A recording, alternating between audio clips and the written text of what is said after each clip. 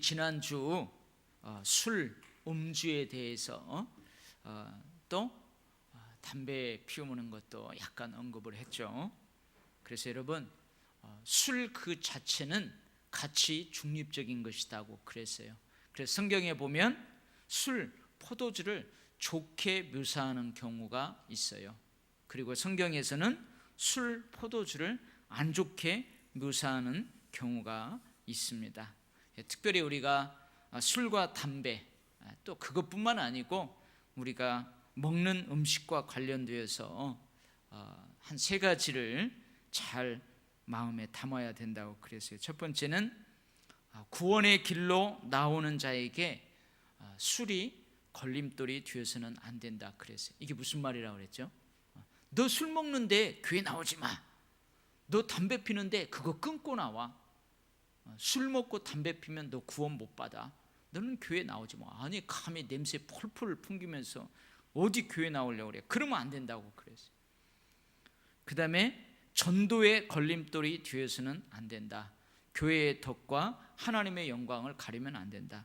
여러분, 구원의 길로 나오는 사람, 예수 믿고자 하는 사람이 술, 담배를 하는 사람이에요. 근데 이번에는 내가 전도하는 사람인데, 내가 전도하는 사람이 술, 담배를 함으로 전도의 걸림돌이 되면 안 된다 그 말이에요. 그 다음에 세 번째는 뭐라고 그랬어요? 술, 담배를 하지 않는 것으로 그리스도인의 윤리를 다 했다고 착각하면 안 된다 그 말이에요. 야, 너 술 먹으니까 너는 가짜 교인이구만. 너 아직도 집사가 돼갖고 술도 못 끊고 담배도 못 끊냐? 너 가짜 교인이구만. 이러면 안 된다고 그랬어요. 여러분, 술, 담배를 하면서 다른 부분에서는요, 술, 담배를 안 하는 사람보다 더 착하고 거룩하고 말씀대로 똑부러지게 사는 사람도 있어요. 술, 담배를 안 하지만 다른 영역에서는 개차반같이 말씀대로 살지 않고 그러는 사람도 있어요. 그래서 술, 담배 하지 않는 것으로 그리스도인의 윤리를 다했다고 착각하면 안 된다. 우리가 이 세 가지를 결론을 함께 은혜를 나눴어요. 오늘은 3절 말씀을 같이 한번 읽어봅니다. 21장 3절 말씀 같이 큰 소리를 읽어요. 공의와 정의를 행하는 것은 제사 드리는 것보다 하나님께서 기쁘게 여기시느니라. 여러분, 잠언 15장 8절 말씀도 악인의 제사는 여호와께서 미워하셔도 정직한 자의 기도는 그가 기뻐하시느니라. 특별히 오늘 말씀하고도 연관이 있는데요. 여러분, 공의와 정의를 행하는 것, 그 다음에 제사 드리는 것, 여호와께서 무엇을 더 기쁘게 여긴대요? 공의와 정의를 행하는 것을 더 기쁘게 여긴대요. 그러면 여러분, 이 말씀만을 놓고 보면 우리 예수 믿는 사람이에요. 우리 예수 믿는 사람인데 이 제사를 예배로 한번 바꿔봐요. 우린 예수를 믿어요. 하나님을 믿어요. 그래서 하나님 앞에 늘 예배 시간과 장소를 정해놓고 예배 순서를 정해놓고 예배를 드려요. 근데 우리는 예배당을 떠나서 예배의 시간을 떠나서 예배의 공간을 떠나서 삶을 살아가는데 때로는 정의롭지 못한 행동을 하는 때도 있어요. 공의롭지 못한 삶을 사는 때도 있어요. 그러면 하나님께서는 예수 믿는 우리가 드리는 예배, 이거 별로 안 좋아하시고 대신 이런 것을 좋아하시느냐? 예를 들면 예수는 안 믿어요. 그 하나님을 예배하지 않아. 하나님을 인정하지 않아. 예수 그리스도를 인정하지 않아요. 근데 하나님에 대한 믿음은 없어. 예배도 안 드려. 하나님 앞에 뭐 헌금도 안 해. 아무것도 안 해. 근데 삶을 살아가면서 정의로운 삶을 살아가요. 공의로운 삶을 살아가. 참 착하고 온유하고 불의를 행치 않는 그런 삶을 살아가요. 그러면 하나님께서 과연 누구를 좋아하세요?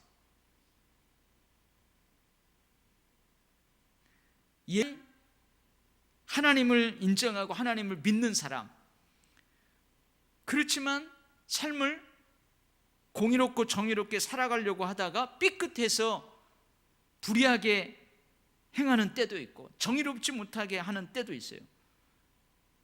근데 정반대로 하나님을 인정하지 않아요. 예배드리지 않아요. 근데 실제 생활에서는 참 착하고 온유하고 정의롭고 공의롭게 살아가요. 그러면 여러분, 오늘 이 말씀만 보면 하나님이 누구를 더 좋아해요? 오늘 말씀만 보면 누구를 더 기뻐해요?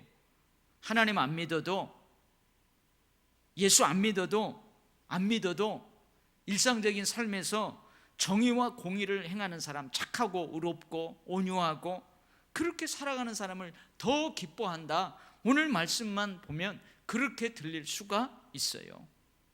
근데 이게 그 말 아닙니다. 이게 그런 의미의 말씀이 아니에요. 여러분, 하나님은 결코 하나님을 예배하는 예배를 기분 나빠하시지 않아요. 아멘? 여러분, 하나님은 하나님을 예배하는 자들을 기뻐하세요. 즐거워하세요. 여러분, 하나님 앞에 마음과 뜻과 힘과 정성을 다해서 전심으로 자원함으로 예배하는 예배자들을 하나님이 기뻐하세요. 그들을 축복하세요. 가장 좋은 것으로, 가장 귀한 것을 기쁨으로 하나님의 그 제단 앞에 드리는 그 사람, 하나님이 기뻐하세요. 그 사람을 축복해 주세요. 한번 볼까요? 솔로몬이요, 기브온 제단에 1천 번제를 드렸어요. 그 하나님이 그걸 기뻐하셨어요.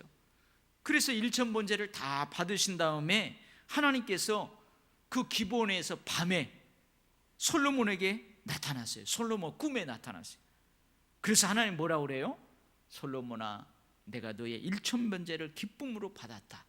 내가 너에게 무엇을 줄고 너는 한번 구해봐라. 그래. 여러분, 이것을 통해서요, 하나님이 절대로 제사 드리는 거 싫어하시는 거 아니에요. 아멘? 여러분, 예배 드리는 자를 하나님이 받으세요. 기뻐하세요.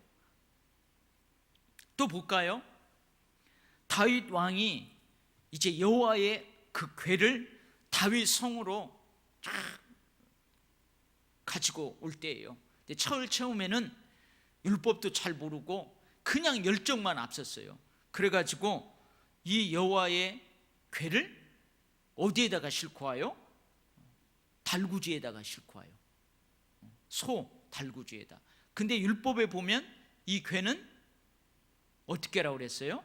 내 귀퉁이에 그 나무를 껴가지고 제사장이 어깨에 메고 가야 돼요. 그러니까 처음에는 실패해요. 두 번째는 잘 읽어보고, 메야 되는구나. 그래가지고 그 언약궤를 메고 다윗 성으로 모셔올 때에 다윗이 어떻게 해요? 그 하나님 앞에서요, 막 뛰면서 춤추면서, 그리고 다 모셔놓고 번제와 화목제를 드려요. 그리고 그 번제와 화목제를 다 드린 다음에 백성들을 축복합니다. 그리고 다 축복한 다음에 뭘 나눠서 집으로 보내냐면 떡 한 덩이씩, 고기 한 덩이씩, 그리고 건포도 한 줌씩을 다 나눠서요. 우리 추수감사주일 때에 그 백설기 떡 해가지고 다 이렇게 나눠주면서 축복하고, 그런 것처럼 그렇게 나눠져 축복하고 백성들을 돌려보내요. 얼마나 기뻐요. 하나님 앞에서 막 우리 하나님 앞에 박수 치면서 막 찬양하고, 일어서 갖고 춤추면서 막 찬양하고, 그런 것처럼 다윗이 그래요. 근데 미갈이 자기 집 창문에서 딱 보니까요, 자기 남편 다윗 왕이 아유, 저 많은 사람들 보는 앞에서 왕이 체면도 없이 왜 저럴까 하고 뭐라고 그래요. 그래서 다윗이 기쁘게 하나님 앞에 번제도 화목제를 찬양하고 아주 장 은혜 충만하게 집으로 딱 들어왔더니요, 미갈이 다윗을 업신여겨요. 완전히 막 그냥 나박소리를 주는 거예요. 그러니까 다윗 왕이 뭐라고 그래요? 내가 하나님 앞에서 한 것이다고. 내가 이보다 더 낮아지더라도, 당신 눈에 보기에 이보다 더 천하게 보일지라도 나는 하나님 앞에서 또 하라면 하겠다. 그러나 당신이 나를 천하게 본다고 할지라도 당신이 말하는 계집종에서는, 계집종에게는 내가 높임을 받을 것이다. 그러니까 뭐예요? 다윗이 하나님 앞에서 그런 모습을 보면서 사람들이 아이고 왕이 체면도 없이 왜 저럴까 그러는 게 아니에요. 모두가 다요, 왕이지만 하나님 앞에서 저렇게 기뻐하고 즐거워하고 번제와 화목제를 기쁨으로 드리고 백성들을 축복하고 그걸 나눠지는 거 보면서 저 밑에 있는 계집종부터 높이 있는 모든 사람들이 다 좋아해요. 근데 딱 누구만? 그 미갈만 그런다. 그러니까 하나님이요, 예배하는 거 기뻐하세요. 하나님을 찬양하면서 하나님을 높이는 거 기뻐하세요. 이건 빌립보서 4장 18절 19절이에요. 이건 뭐냐면요, 사도 바울이 선교할 때 그 복음 전파를 위해서 각 교회에서 성도들이 헌금을 드려요. 그 헌금을 뭐라고 하냐, 하나님께서 기쁘게 받으시는 예물이라고 그래요. 그러면서 뭐라고 그래요? 그 예물을 드린 그 사람들, 한번 제가 읽어볼게요. 내게는 모든 것이 있고 또 풍부한지라 에바브로디도 편에 너희가 준 것을 받음으로 내가 풍족하니 이는 받으실 만한 향기로운 제물이요 하나님을 기쁘시게 한 것이라. 나의 하나님이 그리스도 예수 안에서 영광 가운데 그 풍성한 대로 너희 모든 쓸 것을 채우시리라. 여러분, 잠언 3장 9절에서도요, 내 제물과 내 소산의 처음 익은 열매로 여호와를 공경하라 그랬어요. 그러니까 여러분, 우리 아까 앞에서 읽은 말씀, 공의와 정의를 행하는 것은 제사 드리는 것보다 여호와께서 기쁘게 여기시느니라. 이 말씀은 여호와께 제사 드리는 거, 예배하는 거, 귀하게 여러분 구별해 가지고 정말로 소중한 것을, 가장 귀한 것을 하나님 앞에 예물로 드리는 거, 이거 하나님이 싫어하시는 거 아니에요. 착각하면 안 돼요. 그래서 여러분, 오늘 설교 제목이 뭐예요? 예배와 예배적 삶이에요. 지금까지 이야기한 것은 우리가 시간과 장소를 정하고 하나님 앞에 이렇게 모여서 예배 드리는 거예요. 여러분, 흩어져서 한 주간을 살아온 우리 도일교회 성도들이 주일날 이 예배당에 다 모여가지고요, 11시 땅 종치면은 다 일어나가지고 찬양하면서 여러분 예배드리고 기도하고 찬양하고 말씀을 선포하고 말씀을 듣고 귀한 예물을 하나님 앞에 드리고, 여러분 이게 예배예요. 예배. 여러분 이거 하나님이 기뻐하시는 거예요. 할렐루야. 그러면 왜 하나님이 공의와 정의를 행하는 것은 제사 드리는 것보다 여호와께서 기쁘게 여기시느니라 말씀을 하시는 걸까? 여러분, 공의와 정의를 행하는 것, 실제 생활에서 공의와 정의를 행하는 것, 이것은 예배적 삶이에요. 예배적 삶이란 뭐냐? 실제 생활 가운데에 말씀대로 살아가는 거예요. 구약의 말씀대로 하면 율법을 준수하면서 살아가는 거예요. 실제 생활 가운데 마치 우리가 모여서 하나님을 예배하는 그 심정으로 모든 실제 생활 가운데에서 하나님을 높여드리는 삶을 사는 거예요. 하나님을 경외하는 마음, 하나님을 인정하는 마음, 하나님 제일주의로 실제 삶에서도 살아가는 것, 그게 예배적 삶이에요. 예배당에서만 우리가 하는 그 종교 의식, 제사 의식, 예배 의식, 그것만 하나님이 기뻐 받으시는 거 아니에요.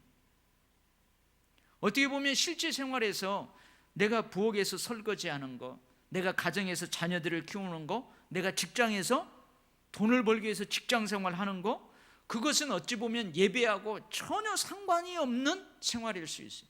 전혀 상관이 없잖아요.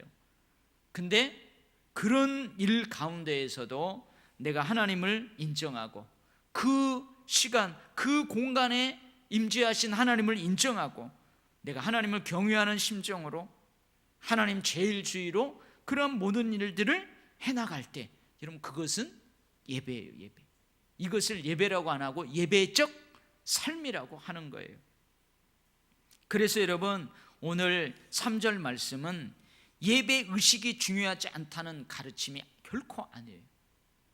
우리가 모여서 순서대로 시간과 공간 안에서 예배하는 그 예배 의식이 중요하지 않다, 그런 가르침이 아니란 말이에요. 그래서 우리가 예배를 소홀히 하면 안 돼요. 하나님 앞에 드리는 것을 아무렇거나 막 드리면 안 돼요.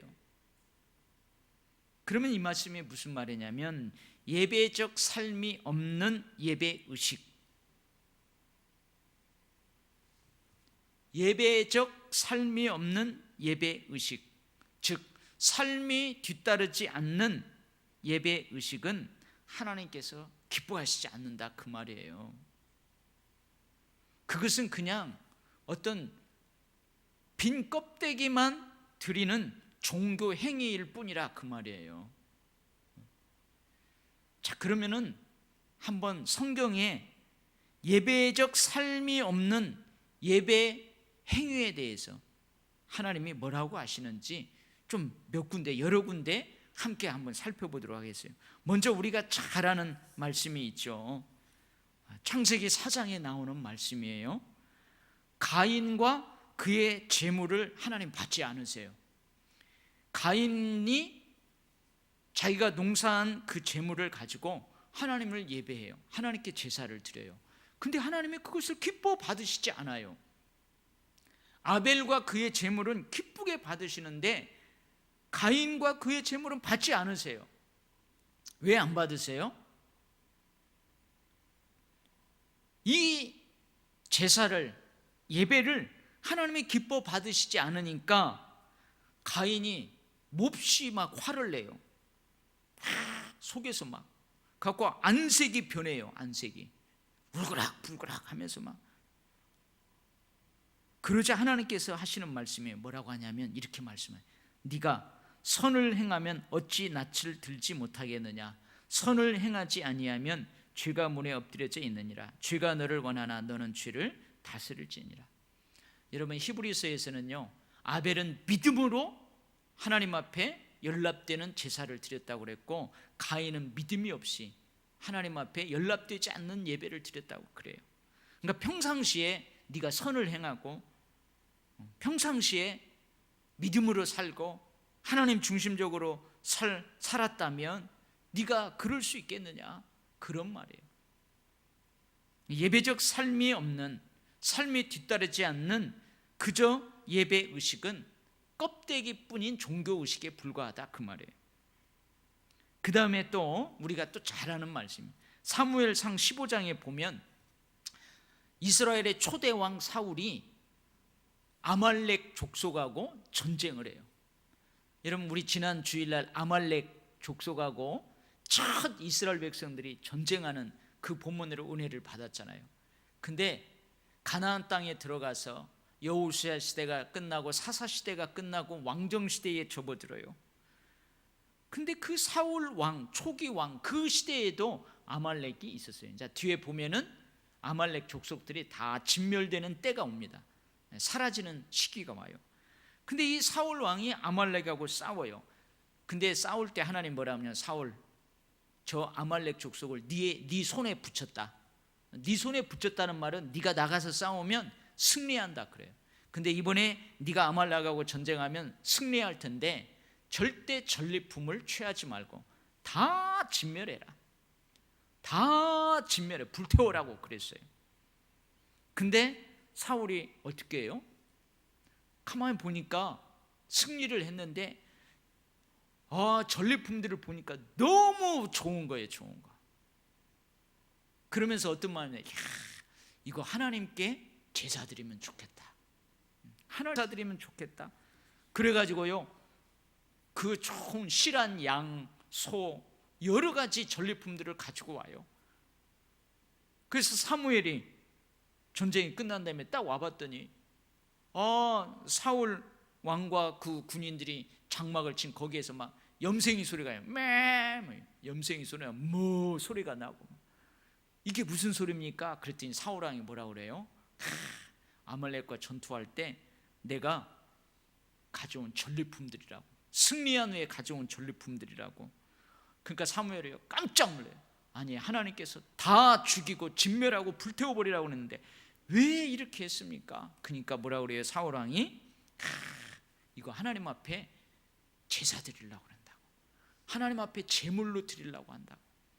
그러니까 그때 사무엘이 하는 말이에요. 사무엘이 이르되 여호와께서 번제와 다른 제사를 그의 목소리를 청종하는 것을 좋아하심같이 좋아하시겠나이까? 순종이 제사보다 낫고 듣는 것이 수양의 기름보다 나으니 이는 거역하는 것은 점치는 죄와 같고 완고한 것은 사신 우상에게 절하는 죄와 같음이라. 여러분, 하나님이 제사 드리는 거, 번제 드리는 거, 화목제를 드리는 거, 좋은 제물로 마음을 다해서 귀한 것을 드리는 거 하나님 결코 싫어하지 않아요. 기뻐해요. 근데 뭐예요? 사울이 순종하지 않고 그렇게 하는 거에 대해서는 하나님 기뻐하지 않는다, 그 말이에요. 그 다음에 여러분, 이사야 시대에 이사야를 통해서 말씀대로 살지 못하는 백성들에게 하나님이 하시는 말씀이에요. 여호와께서 말씀하시되 너희의 무수한 재물이 내게 무엇이 유익하냐? 나는 순양의 번제와 살찐 짐승의 기름에 배불렀고 나는 수송아니라 어린 양이나 숫 염소의 피를 기뻐하지 아니하노라. 헛된 재물을 다시 가져오지 말라. 분향은 내가 가증히 여기는 바요 월삭과 안식일과 대회로 모이는 것도 그러하니 성회와 아울러 악을 행하는 것을 내가 견디지 못하겠노라. 이것도 마찬가지. 예배적 삶의 뒷받침이 안 되는 예배, 월삭, 안식일, 대회로 성회로 모여서 하나님 앞에 예물을 드리는 거 하나님 기뻐하시지 않는데, 원래 기뻐하시는데 왜 안 기뻐하세요? 삶의 뒷받침이 안 되니까 기뻐하지 않는다는 거예요. 그 다음에요, 이 이사야 시대에만 그런 게 아니고 말라기 선지자가 활동했던 그 시대에도 말씀대로 살지 못하는 백성들에게 하나님께서 말라기 선지자를 통해서 하시는 말씀이에요. 만군의 여호와가 이르노라. 너희가 내 제단 위에 헛되이 불사르지 못하게 하기 위하여 너희 중에 성전문을 닫을 자가 있었으면 좋겠도다. 내가 너희를 기뻐하지 아니하며 너희 손으로 드리는 것을 받지도 아니하리라. 말라기 시대만 그래 아니에요. 미가 선지자를 통해서도 하나님께서 이렇게 말씀해요. 내가 무엇을 가지고 여호와 앞에 나아가며 높으신 하나님께 경배할까? 내가 번제물로 1년 된 송아지를 가지고 그 앞에 나아갈까? 여호와께서 천천의 순양이나 만만의 강물 같은 기름을 기뻐하실까? 내 허물을 위하여 내 맏아들을 내 영혼의 죄로 말미암아 내 몸에 열매를 드릴까? 심지어 여러분, 내 맏아들을 하나님 앞에 아브라함이 이삭을 드리는 것처럼 드리면 하나님이 기뻐하실까? 물어보는 거예요. 그러고 대답하는 거죠. 사람아, 주께서 선한 것이 무엇임을 내게 보이셨나니 여호와께서 내게 구하시는 것은 오직 정의를 행하며 인자를 사랑하며 겸손하게 내 하나님과 함께 하는 것이 아니냐. 여러분, 정의를 행하고 인자를 사랑하지 않고 겸손하게 하나님과 함께 행하지 아니하면, 여러분, 아브라함이 이삭을 드리는 것처럼 맏아들을 드린다 할지라도 천천의 순양이나 만만의 강물과 같은 귀한 그 제물에 기름을 드린다 할지라도 하나님 기뻐하시지 않는다, 그 말이죠. 자, 그러면 여러분, 과연 하나님이 받으실 만한 예배를 드릴 만한 사람이 누가 있어요? 하나님을 기쁘시게 할 만한 예배를 드릴 만한 사람이 누가 있냐고요. 우리가 예배당을 떠나서 한 주간 삶을 살고 한 달을 살고 1년을 살 때에 정말로 공의로운 정의로운 삶을 매 순간마다 살아가느냐, 그 말이에요. 그렇지 않잖아요. 우리도 말씀대로 못 사는 때 있어요. 삐끗해서 넘어질 때가 있다고요. 아브라함도 실수한 때가 있고 이삭도 야곱도 그러는 것처럼 우리도 하나님께 예배하는 예배자로서의 삶을 살아가지만 때로는 예배적 삶에서 온전하게 승리하지 못하는 때가 있어요. 그런 때 여러분 없나요? 설거지 하다가요, 부부싸움을 하면요, 설거지하면서 다른 때는 찬송하면서 기뻐하면서 하나님 감사합니다, 우리 자식들이 이렇게 밥을 맛있게 먹고 이 그릇들을 내가 씻을 수 있으니 얼마나 감사해요. 그렇게 하다가도요, 부부싸움하면 어떻게 해요? 에이 깨져버리라고 막 팍팍 하고, 야 이놈 새끼야, 너 밥을 먹으려면 밥지 하나 좀 남기지 말고 깨끗이 먹지 왜 이렇게 남겼어 하면서 막 그러고 그러잖아요. 그런 때 있어요 없어요? 물론 여러분들은 없는데 저는 있어요. 그런 비슷한 때가 있다 이 말이에요. 가정에서도, 직장에서도요, 사업장에서도 마찬가지 아니에요? 사업장에서도요, 손님이 와갖고, 진상 손님이 와서, 고객이 와서 괜히 시비 걸고 딴지 걸고 돈을 안 받는데 막 돈 주었다고 그러고, 그러면 열불나면 어떻게 해요? 막 그러잖아요. 하나님 잠깐 눈 감고 계시오, 하나님 잠깐 모르는 체 하시오. 그래가지고는 확 하기도 하고, 우리가 삶에서 그런 때가 있다는 거예요. 자, 그러면 그런 일주일간의 삶을 살고 나와서 하나님 앞에 예배할 때 과연 하나님이 나를 기쁘게 받으실까? 내가 드리는 그 예배를 하나님 기쁘게 받으실까? 받으세요 안 받으세요? 그래서 여러분, 다윗이 하는 말이에요. 시편 51편 보면, 주께서 내 귀를 통하여 내게 들려주시기를 제사와 예물을 기뻐하지 아니하시며 번제와 속죄제를 요구하지 아니하신다 하신지라. 왜 이 다윗이 이 시편에서 이 고백을 하고 또 시편 51편 내가 읽어볼게요. 왜 이런 고백을 하는지 여러분 잘 보세요. 주 제사를 기뻐하지 아니하시나니 그렇지 아니하면 내가 드렸을 것이라. 주는 번제를 기뻐하지 아니하시나이다. 하나님께서 구하시는 제사는 상한 심령이라. 하나님이여 상하고 통회하는 마음을 주께서 멸시하지 아니하시리이다. 이게 무슨 말이에요? 다윗이요, 죄를 범했어요. 실제 생활에서 예배적 삶을 살아가야 되는데 그렇게 삶을 못 살았어요. 그런데 하나님 앞에 제사를 딱 드리러 나왔어요. 하나님, 내가 이 제사를 드려 예배하러 나왔는데 내가 지난 한 주간 동안 예배적 삶을 살지 못했는데 하나님, 내가 쥐구멍이라도 있으면 들어가고 싶어요. 감히 하나님 앞에 나올 수 없음에도 불구하고 나는 하나님께 예배할 수밖에 없는 존재에게 예배에 나왔어요. 하지만 가슴을 쥐어짜는 상하고 통회하는 마음으로 나왔어요. 그러면 하나님이 그 예배 받으신대요 안 받으신대요? 하나님 기쁘게 받으신대요. 아니, 예배적 삶에 실패했음에도 불구하고 왜 하나님이 그런 예배를 받으세요? 여러분, 탕자의 비유를 보세요. 누가복음 15장에 보면 탕자가요, 하늘과 아버지께 큰 죄를 지었어요. 나를 낳은 육신의 아버지께도 죄를 지었을 뿐만 아니고 하늘에 계신 하나님께도 죄를 지었어요. 그래서 집을 떠나가지고 거기서 죄악된 삶을 살다가 만신창이가 되어버렸어요. 누더기 옷을 입고 돼지 그 먹이 꾸중물을 먹으면서 연명을 해나가요. 이게 죄인의 삶이었어요. 근데 어떻게 해요?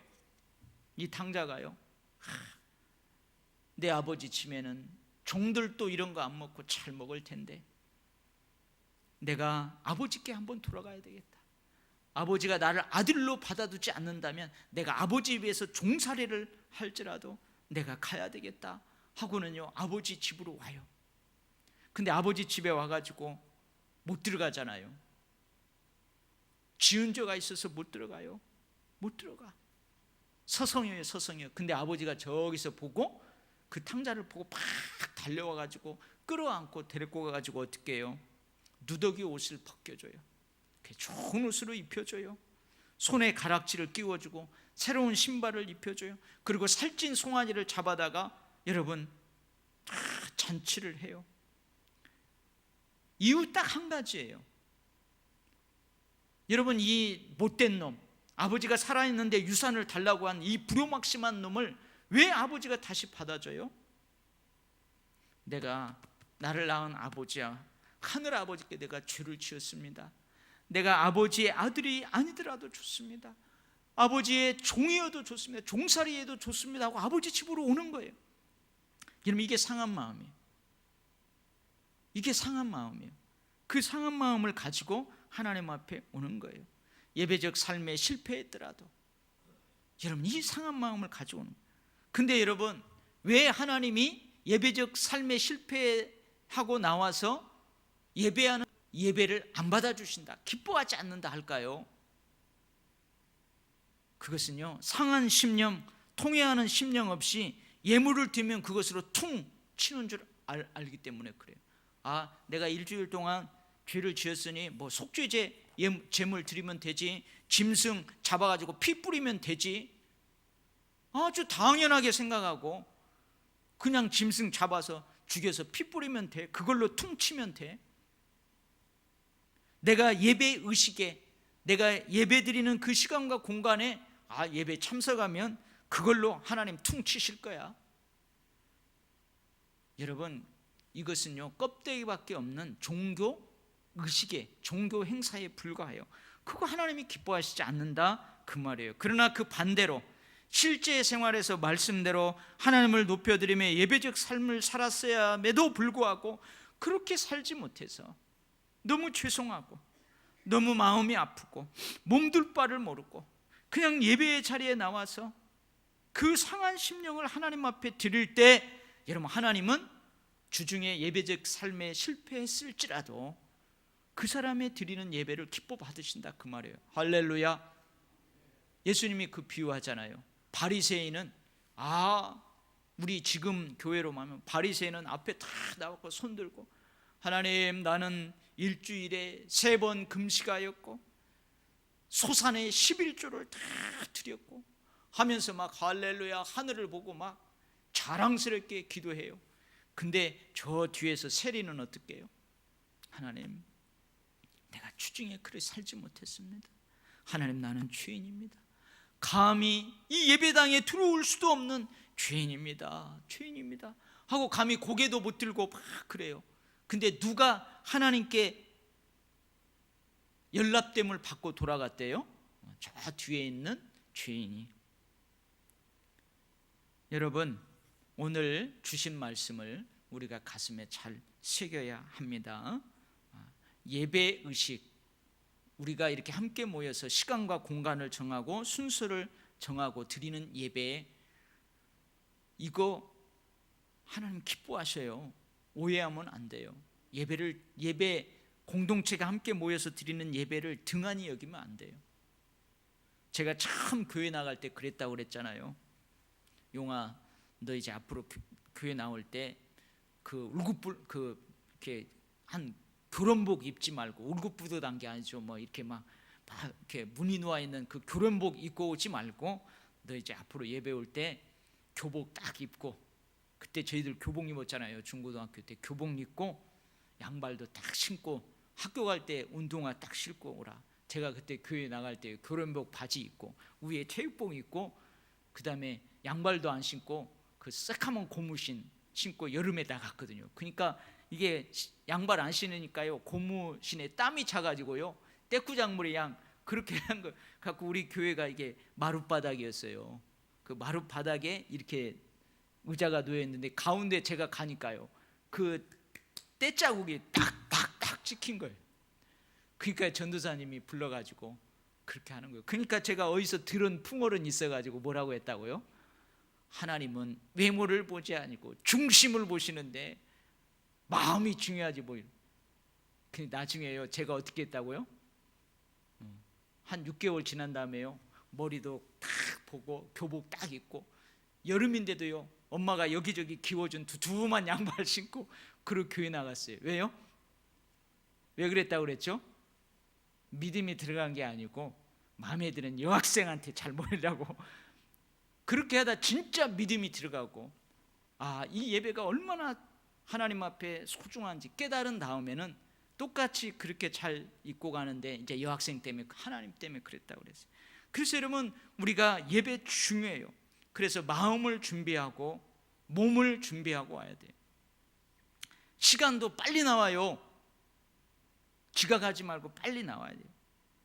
물질도요, 잘 준비해요. 엊그제 우리 목사님들 이렇게 만나가지고 화요일 날 몇몇 분들 이제 노예 때문에 뭐 만났어요. 그랬더니 이제 다 추수감사절 이야기를 하는 거예요. 추수감사절 어떻게 지냈냐고 그랬더니 오늘 교회 목사님은 자기들은 한 달 동안 매일 하루에 10가지씩 감사의 그 일들을 써내는 그 감사 수첩을 다 나눠줬대요.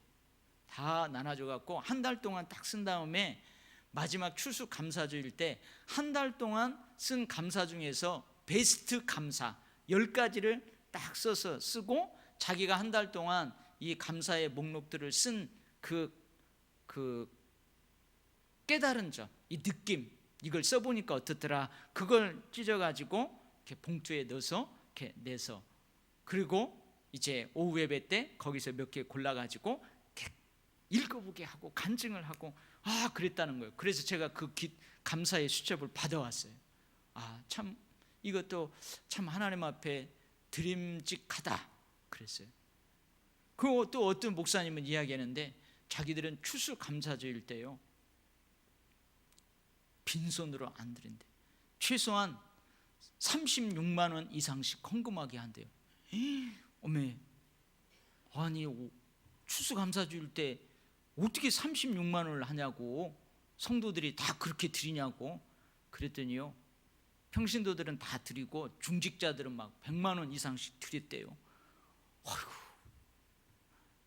어떻게 했냐고 그랬더니 연초에 우리 추수감사주일 때는 감사 그렇게 하자 해가지고 365일 1년 365일 갖고 하루에 1,000원씩 이렇게 함을 준비해가지고, 하나님 오늘 이렇게 살게 해주셔서 감사합니다 갖고 그 1,000원을 이제 하루에 1,000원씩 거기다가 기도하면서 들여갖고 모였대요. 그래가지고 그렇게 드렸어요.